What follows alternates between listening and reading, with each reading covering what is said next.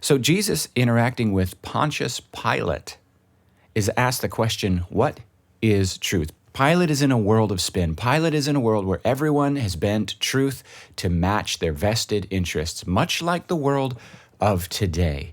Much like the world of today. And so he asks the question, what is truth? The irony is that the person standing in front of him refuses to leverage the facts, the evidence, the data, the stories to defend himself because his life has already spoken. Jesus is the guy who goes alone to be with God, and the things that God puts in his heart in secret where no one's watching, those are the things he both lives out in public when everyone's watching, and those are the things he says, regardless of the consequences of saying those things. When our lives are not oriented around serving the truth, but making the truth serve us, we don't know that that's always happening. We are so good at lying to others that we eventually become good at believing our own lies. Technically, that's called being a pathological liar, and I'm here to suggest that most of us have developed a certain level of pathological deception where we've fooled ourselves into believing our own nonsense. But Jesus is presenting Pilate with a different way of understanding truth. Truth is not just that which can be publicly verified through the evidence.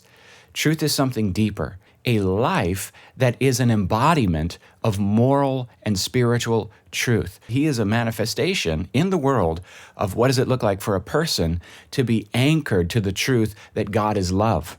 Even though he has the authority to judge everyone, he who is the judge of all says, I judge no one. So that's fascinating, right? The judge of all the earth is the least judgmental person you'd ever want to meet. Why? Because he says he didn't come to condemn the world.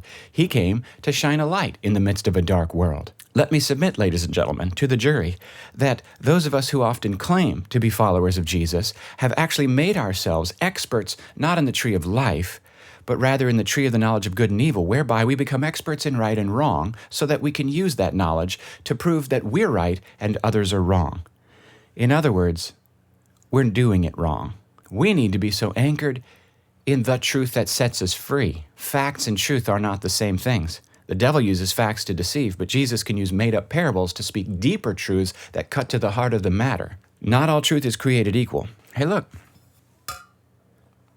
Now I got two of them, and this one has ice water, and this one has coffee. What's happening in Washington is not what's supposed to define your life. What's happened on the cross and in the resurrection is supposed to so define your life that you become love in the midst of a fallen world, and you don't go up and down. The Bible's not being reissued each week based on how things are going on the earth. His word is unchanging. Jesus Christ is the same yesterday and today and forever. So we have an anchor that holds so that we can be steady and unmoved and unshaken no matter what happens, because we don't have a 4-year election cycle and then a new king. We're not supposed to be doing as well as life is going. We're supposed to be doing as well as the resurrection and the ongoing victory of Jesus and the goodness and love of God, because we are no longer even supposed to fear death. Oh boy.